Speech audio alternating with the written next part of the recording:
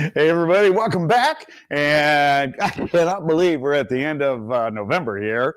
Moreover, we just had Thanksgiving. So, for everybody, belated happy Thanksgiving. So, today we're going to go over some of the metrics through November. We're going to talk about new loan limits for 2025, which is going to have a massive impact for a lot of folks. And as you'll see, and then, of course, we'll talk about mortgage rates. Talk about new construction and kind of what the incentives are. And then, of course, bank-owned properties and what we're going to see, what to anticipate as we are rolling through the holiday season. So let's get the show on the road here, right? Okay, so one of the key things that we look at as far as metrics, and now remember, we only look at residential. I don't include condos, multifamily, vacant land. Those are different reports altogether. The bulk of the people are more interested in single-family residential homes. So keep that in mind as we take a look at some of the upcoming information here. So first of all, we've got some trending numbers which are being very helpful as far as with lending and as far as new rates coming in. And in fact, the new conforming mortgage balance is now 806. That's up from like 742. And then, of course, down below, we have what's called the new high balance. And that's a little bit different. And the reason that that's a little bit different is that those are still what we would call, your normal financing without going like jumbo. And so those are and do have kind of their own little niche pricing. And that is super important for folks that are, hey, right on that edge. So let's open this back up again. So for a single family unit, right, just a single family home, the new high balance limit is $1,037,000, and that's in King, Pierce, Snohomish County. Other counties are less; those just happen to be the dominant counties. If you're buying a duplex, conforming limit is actually at 1.327, almost $1,328,000. You buy again a 4-unit, so if you're on the east side and things like that. Hey, look at that, almost $2 million, $1,994,000. Now, you might say, okay, why do those numbers keep going up? Well, it's based on the average of the income and home prices, and it's the FHFA, that organization looks at and says, hey, here's where the median income is. Here's where housing prices are at, mostly based on income. And they say, okay, so here are conforming rates based on that. And that's why, again, King, Pierce, and Snohomish County are different than, say, like Kitsap or Okanagan County, which is going to be considerably less. If we take a look at Walla Walla, it's going to be considerably less, right? And so as we look at it, we take a look at the big three, and those are the ones that make the biggest difference. Sorry. Anyway, it is what it is. The super cool part is those numbers have gone up. That's going to help a lot of folks because as you're going to see through our numbers, especially with new construction, that is going to have a massive impact because now you don't have to put 25% down. You can actually put 10% down, 15% down, and you don't need to carry that additional amount to get yourself into a conforming humane interest rate. I'm just saying. All right. So when we come back and we start taking a look at the news today, and that didn't work. Let's try that again. There we go. Upper left, home mortgage purchase applications, highest since February. And that's because people are starting to acclimate a little bit to what we're seeing rate-wise and in anticipation of rates coming down. Bottom left, mortgage rates steady to slightly higher since October, although all things considered, upper right-hand corner, you can see that we've actually been dropping back down. Excuse me. Now, the dip in the red chart on the upper right, that dip is where the Feds dropped their rate 0.5%. And so understand, when we talk about the Feds only control the commercial side of things, not long-term mortgage rates. Long-term mortgage rates, like your 30-year mortgage, your 15-year mortgage, those are actually traded online with your bonds and mortgage-backed securities. Excuse me. So the feds who do commercial, like commercial lending, what banks trade, every day. If you have a second mortgage called a HELOC that adjusts, or a home equity line of credit is what HELOC stands for. If you have one of those, they control that because that, again, is short term. If you're going to buy a new car, that rate that you have for that new car loan, they control that rate. If you have a credit card, they control that rate, and then it's always cost plus, depending on the credit card company and the type of, credit line that it actually is. Okay, so when we talk about those types of rates, we can tell that in the spectrum of where we're at, we are situation normal, and that is super awesome. Why? The why is this is normal par pricing that we should be seeing all year long. High sixes, low sevens, mid sixes. But in 2025, and as we start to see things settle out, and we're already seeing a lot of very aggressive activities with the new administration, some areas are having a little bit of a flinch effect on what he's talking about and whatnot. However, investors are liking the trend. They're liking the idea of reducing debt and wasted money that is fraught throughout all government agencies. And you know what? I think we should do the same thing in our state. I think people would be shocked. We would not have a shortfall, I think, of a lot of things like school budgets and whatnot if we reduced and took out a lot of our waste, which we all know does exist. Off the soapbox, let's continue on with the market update. So interestingly enough, as we are kind of proceeding through and we take a look at rates, we take a look at Freddie's running day average, 6.81%. Again, they tend to lag just a little bit, but on the whole, we're still down 0.5%, just shy of 0.5% where we were at this time last year. Super important to understand.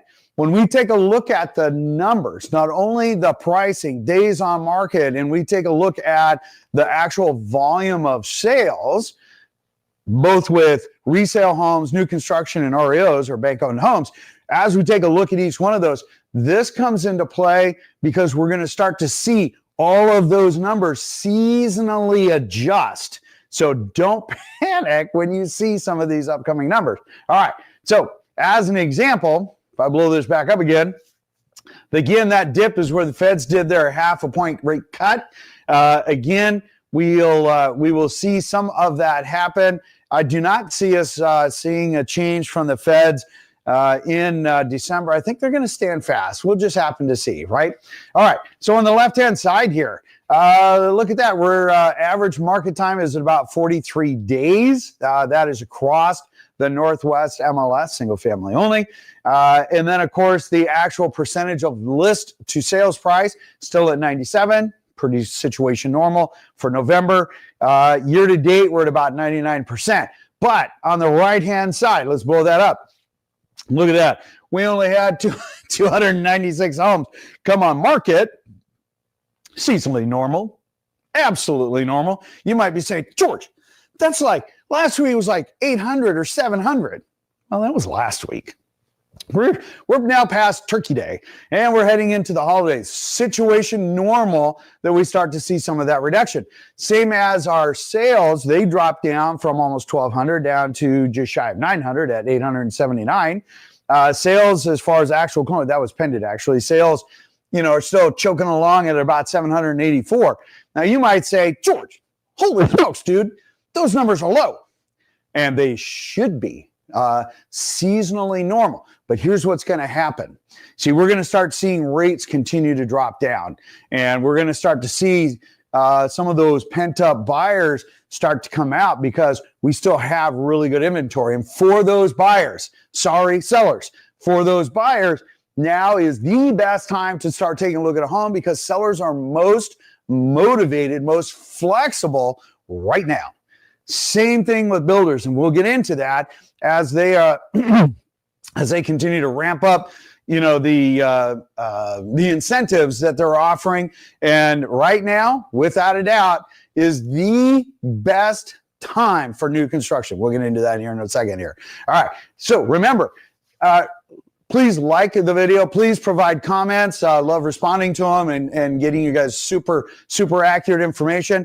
Go back as far as, well, first videos, we've deleted them, but we used to go back to 2007.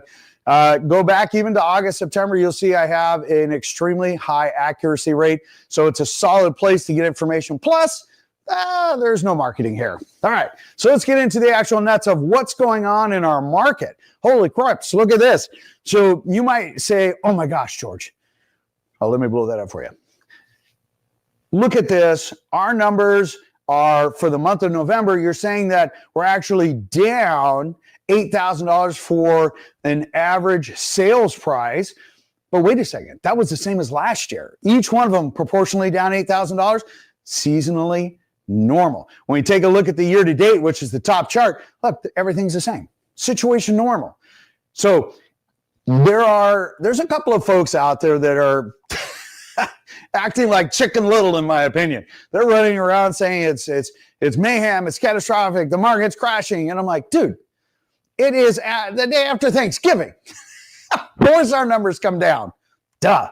Anyway, please make sure there's no marketing here. So make sure that you're paying attention to these very consistent, each and every week, solid metrics so you know exactly what's going on. Because all things considered, our market is doing really well. Okay, so if we take a look at just the actual overall velocity, look at this. So our velocity, our numbers on the right-hand side, our year-to-date numbers, you can see they're all very positive. Now, you might say, well, yeah, George, but hey, dude, your inventory is up like 19%.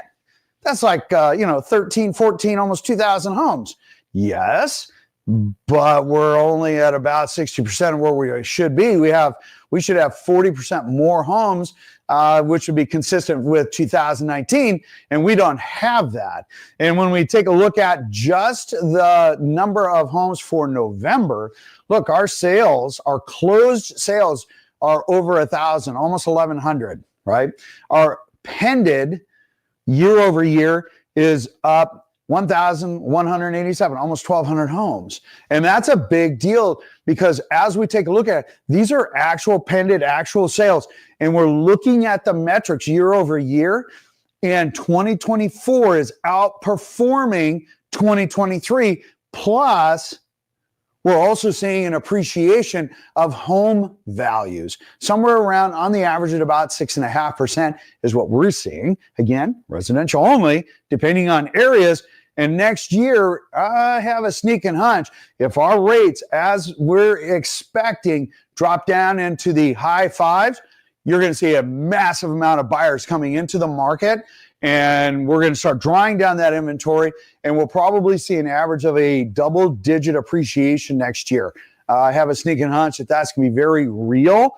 And again, subject to market interest rates, because that will be a massive driver. And there's a few things that need to come into play, and we'll see what shakes out. But remember, it has nothing to do with the Feds. That rate only changes once every 6 weeks. That will have to do with what the market is doing, what the industrial investors are saying. And then, of course, market rates will come into play with that. Now, that's a wag. That's a wild ass guess is what that is.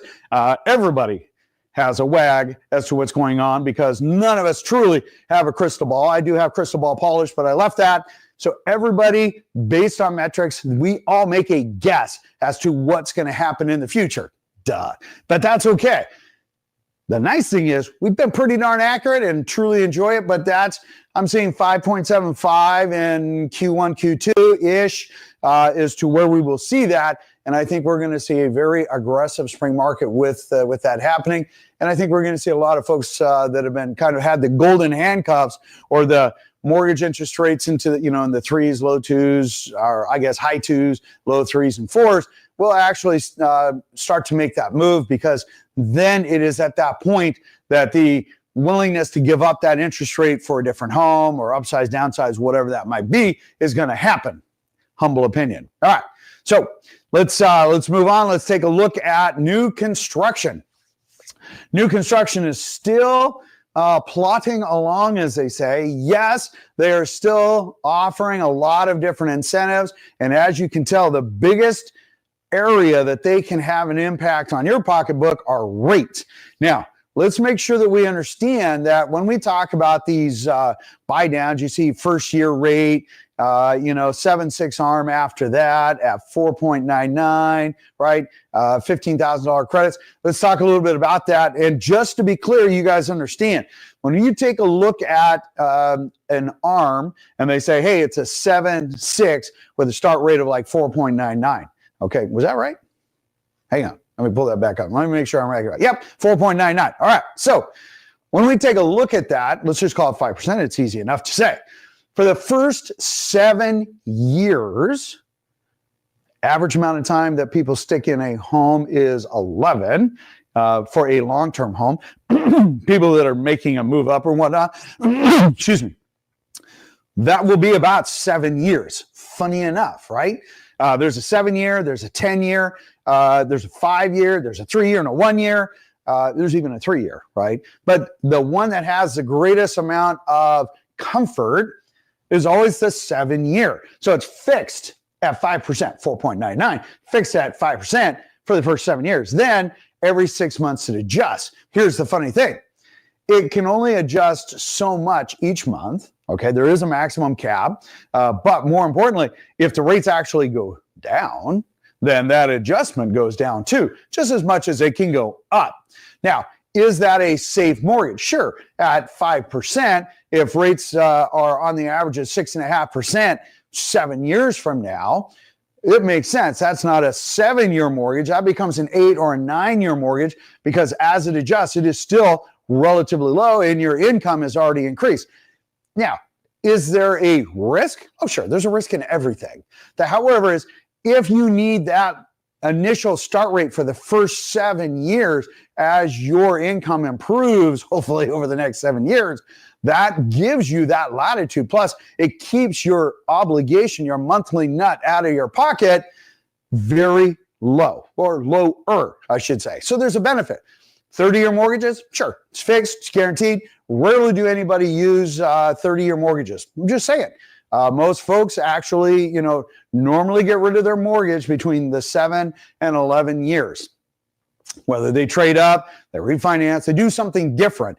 That's an average. 13 years has become a newer number. It's a little bit of a longer trend, especially since 2020. We've seen that the time that somebody stays in a home to be longer. Not a surprise. All right, moving on. So when we take a look at what's actually going on with the metrics, take a look at this. So our actual trend for new construction, it's been modest. Let's blow these numbers up for you. So when we take a look at it year over year, okay, we dropped down on our average sold price by about $1,000. Not bad. When we take a look at it for the month of November, it says, hey, we're $12,000 from where we were at last week as far as a lesser price. But when we take a look at the year to date, or not year to date, but the same month last year, we're down $31,000. So that the actual average sold price is the same, $908,000. So actually, this year, they have performed better. Less of a drop, more consistent pricing, and a lot of that is because of what they're offering for rates, and they're able to maintain that. Now, one thing that is skewing these numbers, I shouldn't say skewing, but anyway, one thing that is dropping this average down is the new construction that's happening in Snohomish County, primarily up in Marysville, where they are offering basically new construction. They are crammed in there. New construction, but a couple of different plats up there. There's 100 homes in each one of them. And that is definitely having an impact. And it is meeting the financial needs of a lot of folks in that area. So even on the east side, when we then talk about, $1,039,000 being a high balance on the east side, that actually is going to help a number of clients, and including a number of our clients, with the ability to come in and not have to put 20, 25% down. They can actually do 10 or 15% down, do a 15% down, no MI, and still be conforming, high balance conforming. That's a big deal. All right, moving on. So when we come over and we start taking a look at the actual volume of numbers, right? So number of sales, okay, well, we might be down on new construction for, about 18 homes, which is, well, that's not a big deal. We're 55 homes as far as more homes that went pended for the same month of November. But you know what? Actually, we're in the positive numbers for new construction. And again, that's a big deal because they're playing a little bit of catch up with enough of the resale homes coming on market, which again pulled market share away from the new construction. They had to make some adjustments. Builders offering the incentive of lower interest rates, okay? And they're offering incentives as far as upgrades and things like that, but rarely will they adjust on price. And we're seeing some plats do a small adjustment, but not a ton. Anyway, just moving on. Let's talk a little bit about, yes, the bank REOs. So when we talk about REOs and we talk about basically how are we going to handle any short sales, which are starting to see a few of those, not a ton of them, which surprises me because our values have increased so much over the last few years. But there are some folks that got into a little bit more recent issue that we're looking at resale issues and whatnot. And that's unfortunate, but that is not an REO. That's a different category and a different report. Bank-owned homes, a bulk of what we are seeing, minus 12 of them, are legitimately bank-owned homes. And so when we see the numbers here, just remember, drop it by 12. We still have incredibly low numbers all the way across. And what's super important, we talk about that a lot of these bank-owned homes, that they have longer market times. Well, look at this. Just for the month of November, you see the 2X there on the bottom chart, and it says, hey, average market time is 78 days. And average sale to list price, well, that's only 94%. And the reason that is that banks come in and they intentionally, I shouldn't say intentionally overprice, but in essence, they do. They overprice because for the investor that they are representing, since most foreclosures, REOs are handled by asset managers, they have to show that they tested the market at the best price and then they bring it back down. And that is why you will see REOs or bank-owned homes have such a higher market time, but yet it does affect the actual percent that they will receive as far as a list to sales price. Not crazy. I mean, when you overprice something, naturally your list to sales price is going to be less. Duh, right? Okay, big picture. Very few foreclosures. Yes, they come in, they do paint, carpet, and vinyl. Yes, they put them at market value. No, there's no great incentive to buy or to wait, for a bank-owned home. There are so many other options out there other than bank-owned homes. If you're looking for a deal, if you're looking for a good deal, there are a lot of different options that you should be looking at, and bank-owned homes in our area is not one of them. Not taking away their good quality homes. If you are a vet and you are near JBLM, you definitely should reach out because there are 3 homes that you can get into that are owned by the VA, and you can get into those 0 down, and they prefer to relend to vets or to active military. Just saying, keep that in mind. In the meantime, if you guys have any questions, put it down below. Remember to like, share, and subscribe if possible, but at the very least, let us know that you like what we're saying. And in the meantime, belated happy Thanksgiving. It's an absolutely stunning day out there today. Merry Christmas and happy holidays to everybody, and I will see you on the next video. Take care.